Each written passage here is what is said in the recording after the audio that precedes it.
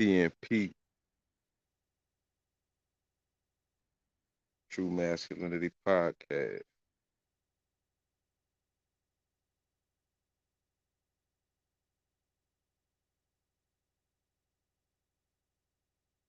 Man, I just want to talk a little bit about wealth disparities, man, misconceptions of wealth in the black community. Man, it's a nice day out. But yeah, man, I'm gonna do a little short today.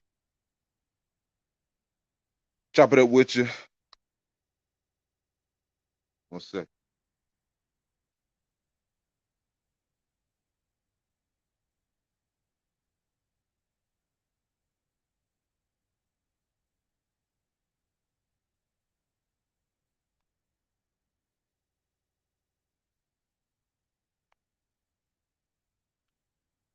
Gotta keep the water on deck.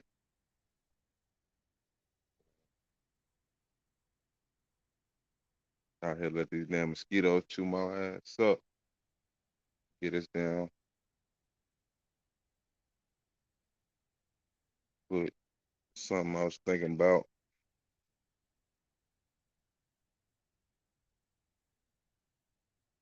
Misconceptions of wealth in the black community.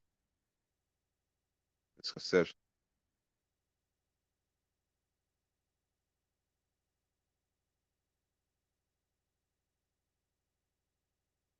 I just be thinking it's funny.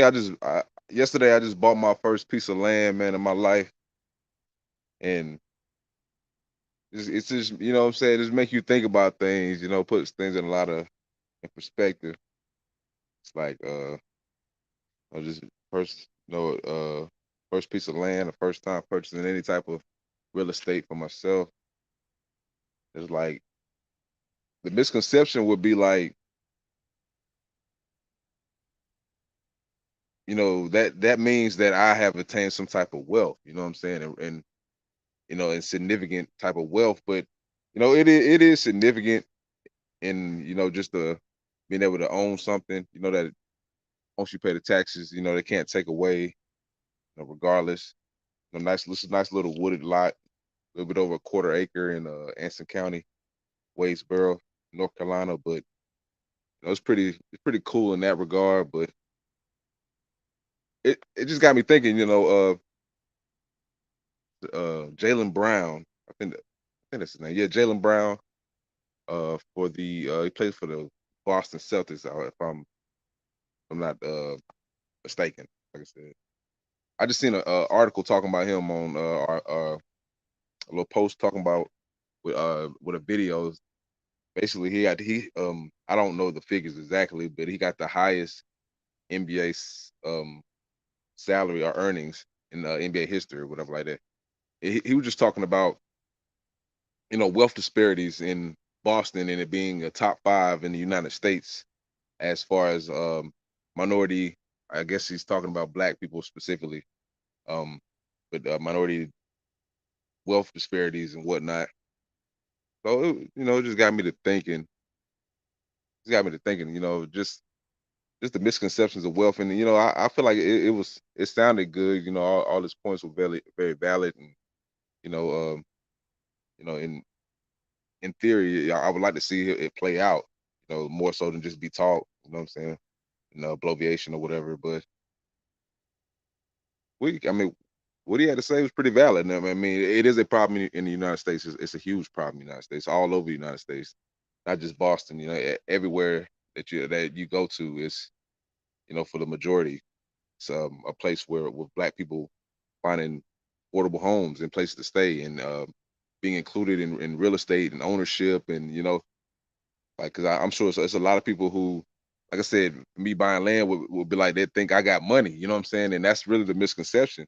Like the people, in my opinion, the people who really have changing wealth or real money, like they didn't do nothing to help or give back. Like me myself, I've done a few things. Like not to say I'm just out here just giving everything I have, but I give knowledge, I give resources when possible. You know, for sure. Like you don't even more so in house for me, like relatives first, blood first. But it doesn't even have to be that. Most people even know that if under certain circumstances, I if I can, I would help people reasonably. But like I said, it's not going to be anything extravagant. I more so have knowledge. I more so have abilities to put you in the right direction where you can boss up for yourself and do things and do things for yourself, ownership wise, and so, autonomy wise, just to be self authoritative, as they say, and doing for self. So that's my biggest thing with everybody. You don't want to be relying on somebody. You want to teach somebody how to fish. So I seen a few people in Concord. I'm gonna shout him out. Last name Muhammad. I seen he was doing some stuff with the youth, teaching them trades and whatnot. See, that's just funny because I have been thinking like we need to do things like that in the community. You know what I'm saying? Like years ago, I was like that would be so that people could come together and do something like that. That's huge. That's huge for that brother to do that. For that to play out. But I feel like we need more of that all over. People that know trades, each one teach one. Teach the next generation. Even somebody my age could use it. Could definitely use that knowledge, those resources, just learn some trades and other ways. Make money and make income. Bridge that gap, wealth wise. But yeah, that's my mindset.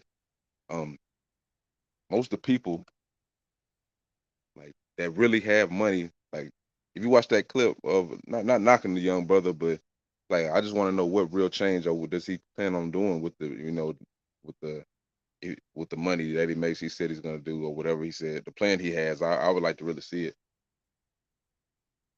It sounds just like one of those agendas that people push. It just sounds good, but it's like logically, one person getting paid, one athlete getting paid is not going to change the wealth gap in the United States. Not. It really has nothing to do with it. In my eyes, it's a lot of propaganda stuff to make you feel like you're getting better and progressing when it's really not. And his plan is just for Boston. So you got to think, put that into perspective. He ain't talking about however much he had the most NBA history to do anything for the collective. It's just in Boston, which is still huge. But it shows like it's not going to end white supremacy and just because one person gets paid. Salute to the brothers. Salute to that. Hopefully that area gets everything they need in Boston. I've heard stories of Boston, poverty and whatnot, and issues for Black people in Boston, like but crime. But yeah, I just want to talk about the misconception because people like if we had, I'm not just gonna put all the onus on wealthy Black people. That's just that's to me that's uncalled for. What I'm saying? It's misplaced. That's not their job to fix the problems for the collective. It would be nice, but ultimately, that goes back to what I was saying from the beginning. Crowdfunding, crowdfunding. I've been on that. I've been on crowdfunding, pooling resources, community funding. That's really how you make a mark. As you said, as the guy did in my area, he did trade for the kids, for the youth. So yeah, that's my 2 cents, man. So like yeah, you rarely see um people of that got real wealth or not even real wealth. We rarely see the people that have the real money or what I would consider wealth. 100,000aires, millionaires, 10 millionaires. You rarely see them doing any type of contributions back to the hood. That's basically what I was getting at. You know what I'm saying? So you barely see them doing any type of contributions to the hood. It's always folks. It's the folks like it's the people that you expect to do that think got money that don't even have money. You know what I'm saying? The ones that really got the money, they don't do anything for the community. So that's the reality. It's the people that people think have money don't even have as much as you think, and the ones that really have the money don't do as much as y'all think they don't do as much as they should. Like, that's the reality. So I know myself. I'm continue to try to give advice and help out for the hood, but I only have so much myself as one person. Like we have to pool our resources. We have to work together. It's people that got real money that don't look out for the Black people in the community. So they got hundreds of thousands, millions. Like and they will not do anything for the community. So it's more so gonna have to be on. That's why I say it's on us to fix the community. It's on the black people of that community to fix the community. They got to pool resources. They got a community fund, crowd fund, community fund, work together, have some type of treasury that you trust. No HBCU shit, embezzling money. But yeah, we have to fix our own problem. Is basically what I was getting at. It's not going to be some Jaylen Brown, LeBron James, nobody. It's going to come through. Steph Curry is going to change. It's just the whole culture and landscape of a system that wasn't, what I'm saying, meant. So it's wasn't meant for people of us to our color to really progress in a fast and easy way. It's obviously starting behind the eight ball, but that's a whole nother story. But it sounds good. I feel like it's a pretty story. It looks good for Jaylen Brown. Or, makes him look. Everybody. Like I said, he sounded great. It was a great sound bite. He elocuted well. It sounded very well. Like I said, I love to see the plan. More so than just the talk of what's really going on in that area. Get like basically just giving a statistical rundown of what's going on there, and just giving a rundown. Like we know we know Boston is bad for people that are black. Charlotte is, everywhere is. Chicago, shit, New York, California. A lot of places are bad. Shout out to the on Tyrone. There's a lot of places across America that are gentrifying, redlining. Cost of living is going too high for people to afford. People of minorities to afford. No affordable housing. So it's just, yeah. I mean, it's something to look on ourselves and think about, man. But I'm just giving my little 2 cents on it, man. I appreciate you listening. Yeah, man. We just got to do better.